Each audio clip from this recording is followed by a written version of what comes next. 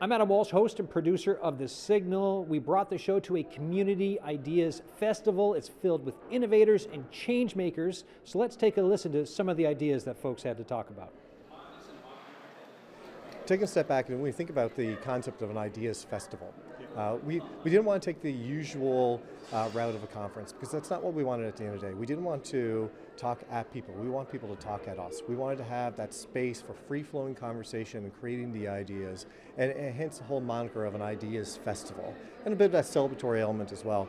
And so this week we partnered with 3 other partners to create a week-long festivities and events, starting at Memorial at the Center for Social Enterprise with their Impact-a-thon, and fostering the next generation of impact investors with our partners nationally and internationally.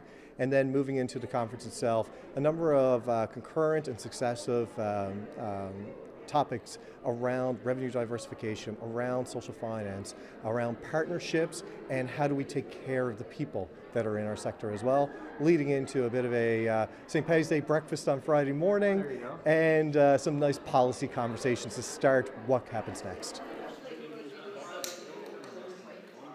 We look at the community sector, we look at the challenges that we have, look at all our respective organizations and the collective advocacy and the collective power and dreaming that we have. We know that as a community sector, we can't solve it ourselves. And so we set the table so that anybody who's involved can be involved. And so that requires more of a sector approach. Community sector, private sector, academia, and the public sector as well. So when we thought very purposely about the conference, we made sure to extend invitations to everyone and anybody. What I'm finding, particularly through these conversations that are happening on purpose and organically and accidentally, is the melding of organizations, is the melding of thoughts and a little bit of dreams and potential solutions as well. And so that interaction, the collision between people is creating and fostering the breeding ground for connectivity and partnerships. So earlier this morning we had a panel discussion on partnerships and what that meant at the community level. And that could be everything from collaborating together closely, foregoing any element of cultural competition between organizations as well, and really going back to the focus. And the focus is on community. It's the people in the community and the client and the participants and the people that we serve in Newfoundland, Labrador, and those who are facing a lot of those challenges. So for us, it's how do we bring people together? How do we convene so that these solutions can arise? And then on the other side of it, how do we give them additional toolkits, additional ideas, additional models that they can take home and be applicable to their own organizations, their own regions, and their own subsectors as well. The whole concept that alone we don't have solutions, but together we all have a piece of it. And as we weave these conversations together, as we learn from each other, as we dream out loud, we may get there. And so I'm hopeful you'll hear a lot of that today, a lot of perspectives, but perspectives from the ground, from the community level. I find myself working for these social enterprises, managing a few, and as every step in the career moved, we get to a place whereby I'm joining an organisation that covers the entire island of Ireland, Community Finance Ireland, and luckily and fortunate enough find myself a CEO back in late 2020. We lend money to all voluntary-led organisations that need the money, have the authority to borrow, and have the capacity to repay, and ensure they make immediate social impact when they get the money. Simple. But we transitioned in 2004 when I joined the organisation from 97% invested in workspace units, innovation, incubation centres, a bit like where we are today, to today 43% invested in sports. We're unique probably across Europe, perhaps the world, in terms of that level of concentration in sports. But we see it, as all of our community loan recipients are. It's a very resilient, very recession-proof place to be. But ultimately, it's a very, very good news story. And you see it, the tangible impact with your own eyes when you're driving down the road, and it fills you with a great sense of self-reward that you and your team, and I have a very, very high-quality team, are out there trying to find ways to say yes to these communities, to take on board this finance, and basically enabling communities enable themselves. Because at the end of the day, we just have one raw material, which is affordable finance on community terms, but they make it happen. And imagine spending your whole life waking up every morning and your meetings are going to be with altruistic people that just want the betterment of society that they're living in. It's fantastic. We're in a tough spot. And you know, it's only when you're at the bottom of the valley that you truly learn how to climb. And I believe that the resilience that we're hearing out here, the move towards collaboration across the different players, and you see a lot of those players buying into this festival, this Community Ideas Festival this week, that's where the real power will come from. Government is great. Government will write policy, and you know that policy needs to derive from consultation from the likes of these organisations and their members. But government won't and shouldn't have to do everything. The best way that we would kind of compare ourselves in Ireland to the guys here in Newfoundland is that we're on the edge of Europe.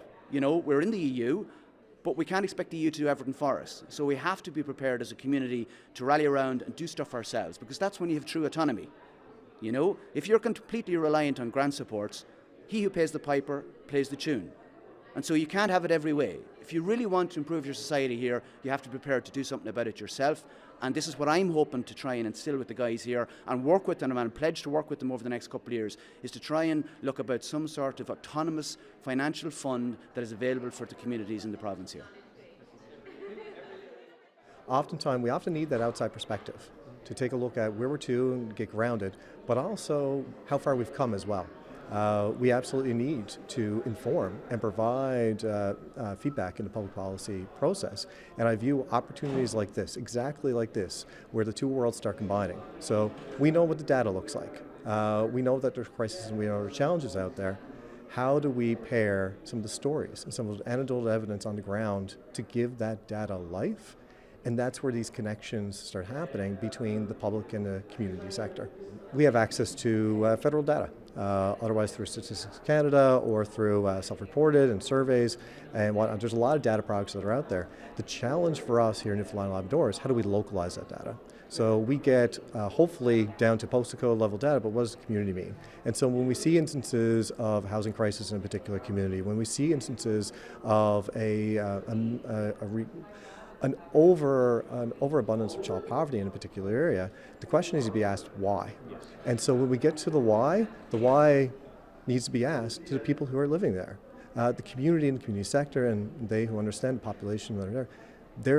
The why statement, they may be able to tell you, well, you know, this might be the challenge, this might be the other challenge, and if we can get to the point where we have the why statement, if we get to the point where we're drawing hypotheses around why is this existing, we're bringing in that local wisdom, but also that local data, because data exists in a number of different forms. We just need to meet people where they are to collect it. Being in an environment like this throughout the whole week, just getting to see the different ideas that are out there, I'm a big sucker for an inspiring story and an inspiring business idea, so it's been great to hear them.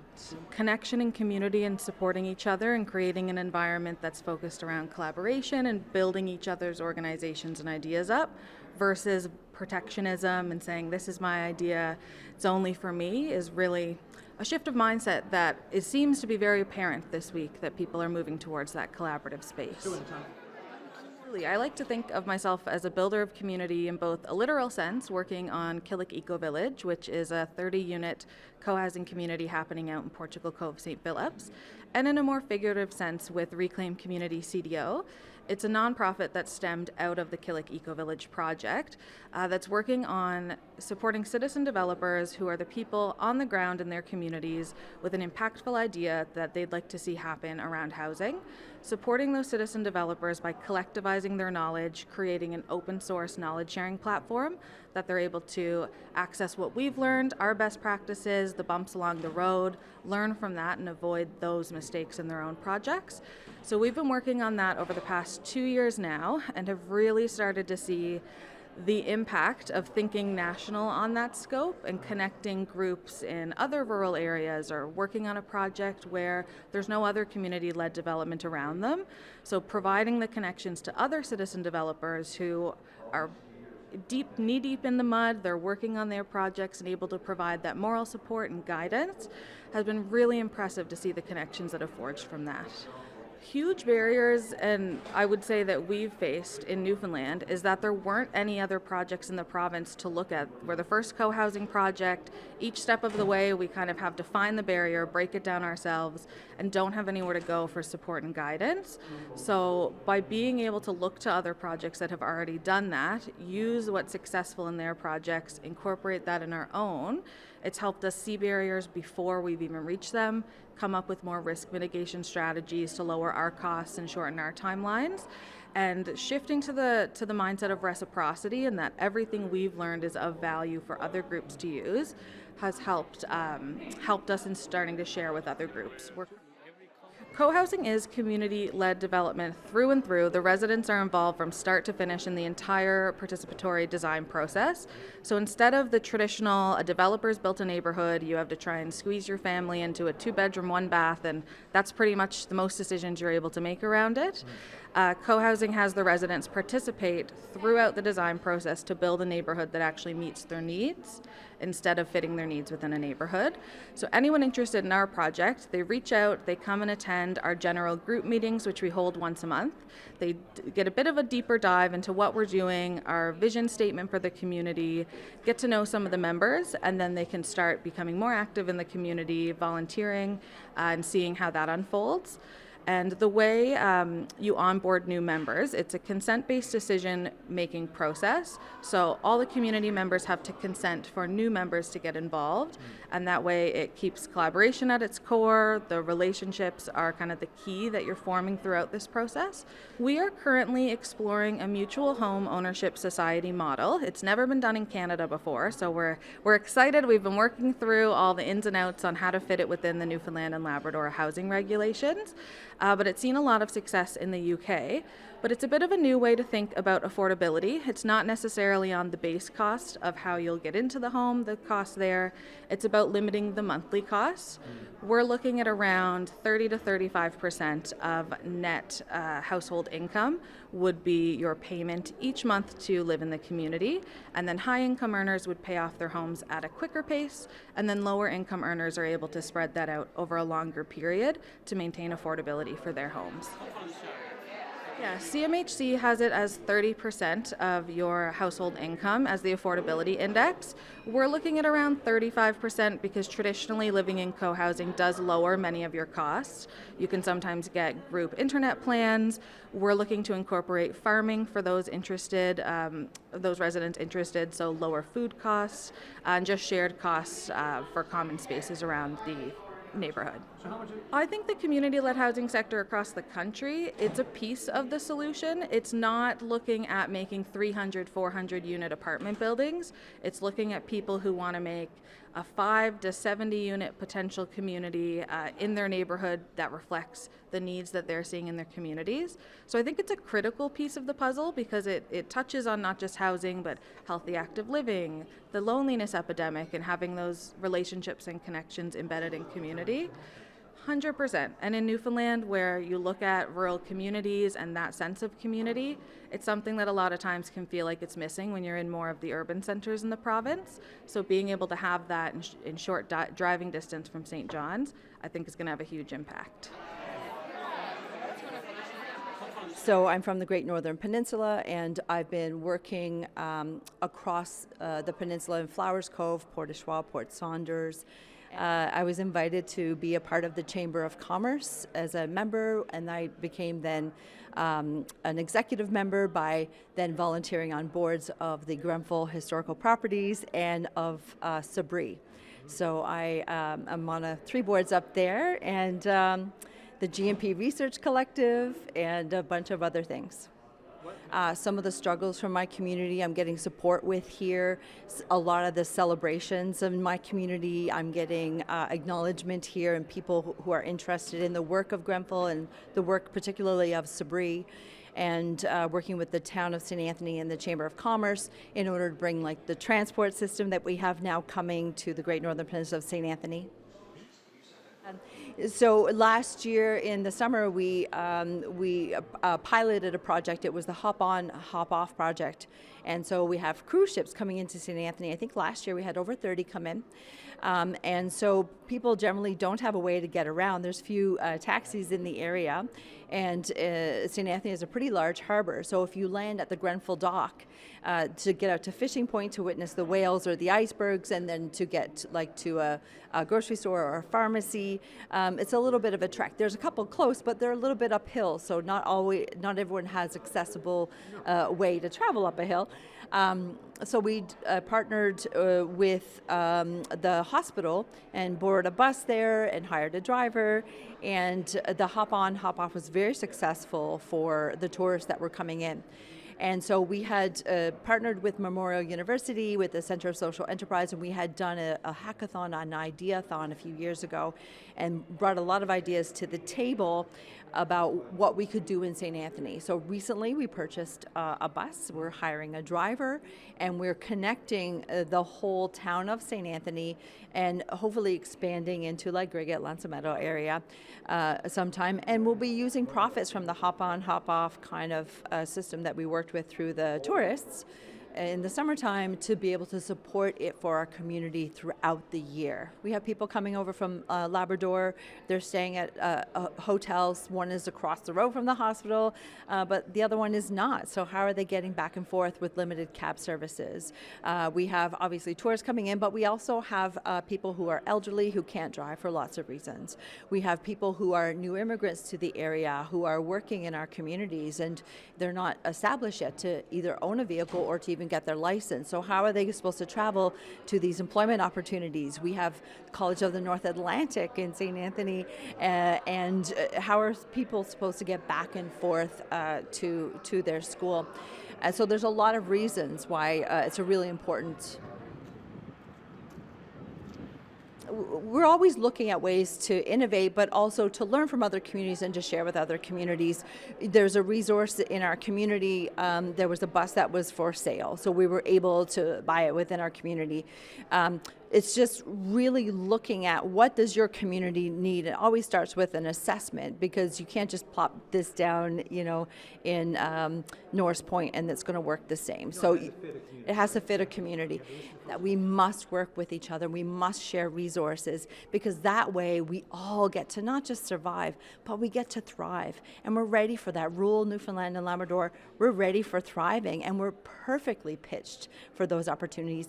And in St. Anthony, at the tip of the Great Northern Peninsula, we're really building these partnerships within our community with the Chamber of Commerce, with Sabri, with Grenfell, with Labrador Grenfell, with College of the North Atlantic, with all of these small businesses in this area that have been around, a lot of them for a really long time, for Morris's Service Center, Graham's Garage, all of these people, they've been around forever supporting the Chamber of Commerce. And we're having a gala on Friday in St. Anthony to celebrate the small businesses in the area and to continue to build community and to continue to support this movement and to transport people up to the Great Northern and to really appreciate everything that we have to offer. Oh, it's really interesting and energizing to have all these people from diverse community groups and come from away, to share their thoughts and ideas about, social enterprise, social finance, and theories on what groups like ours can do to try to, create better sustainability for themselves, because that's always a big issue, for groups, as in Newfoundland and Labrador, trying to find the funding to keep up with, the daily cost of running an association, which, always goes up, and interviews are challenged to keep a pace. So it's about trying to look at new ideas beyond traditional fundraising, I guess you would want to call it, So we're seeing where it all goes, but it's really exciting and interesting, yeah. Yeah, that's the old way, and COVID, of course, in many ways threw that over its ear, on its head kind of thing, because you couldn't do stuff in person anymore. Like, we transitioned our Dream Home Lottery from 300 outlets around the province to totally online, and other groups had to do the same thing. So there's more people now in that digital fundraising marketplace, which has gotten very competitive. You got this new group here called Rafflebox doing all these 50-50s, and you got other people still doing traditional things. But some groups are still going back to some of their, in-person events, because that also creates engagement and connections with your community and brings in sponsors and all those kinds of things. So there's still a place for that, but there's also a place now for newer thinking about, as you evolve and grow, maybe you can move on to something else. So like in recent years, we've we developed 3 social enterprises, like Read Our Lips, which is the online speech reading program that we offer, I think you know about. And we have what we call lottery management service, because we have gained a lot of experience in lottery management, so we've offered our services to local charities to help with their ticket processing and all that kind of stuff, right? So for a fee, it saves them money and time and expense, and it helps us bring in extra dollars. And we also now sell assistive hearing technology that works with your hearing aid. So the next step for us is, okay, what else can we do to bring in new revenues? So we're looking at the new program that CSC is working on with, you buy a business from a small or medium enterprise, and you establish, a business to bring in revenues, except instead of making money for yourself, you're making money for the associations. Yeah. But the whole idea is to try to get into more sustainable funding year over year, as opposed to everything is a shot gap, every year about, well, we have enough this year and all this kind of stuff. So if you can stabilize your funding streams and have something more consistent, maybe you can do better longer term planning and all that kind of stuff, So. So TechnTors is a free digital literacy program by Community Sector Council Newfoundland Labrador. So we teach digital skills, also digital transformation to anybody regardless of age or background or anywhere. So basically it could be an individual, they could be related to organization or organization them itself. So anybody who walks through the door and needs some technology training or needs to know more about technology, we are there for them. So we actually launched in September, so 6 months from now, and we have reached about 700 unique participants who have gone through our program already, and almost 1,000 if we count the repeat participants. And so yeah, the numbers keep growing, and they're province-wide. So we got our trainers doing regional facilitation in Western, in Central region, and Burin region too. So we go to different towns, collaborate with different organizations, from public pensioners to seniors to MUN students to basically anybody, so we have a program for everyone. So let's say if it's an individual and they're there to learn social media management or something, so they of course will have knowledge on that. And if it's an organization, usually we do professional development, you can say, for the whole team. And basically we are the expertise in not-for-profit sector. So we are there for our community and to serve them, because a lot of us are not funded, to keep up the digital needs. Yeah. So basically, yes, we are their digital go-to place.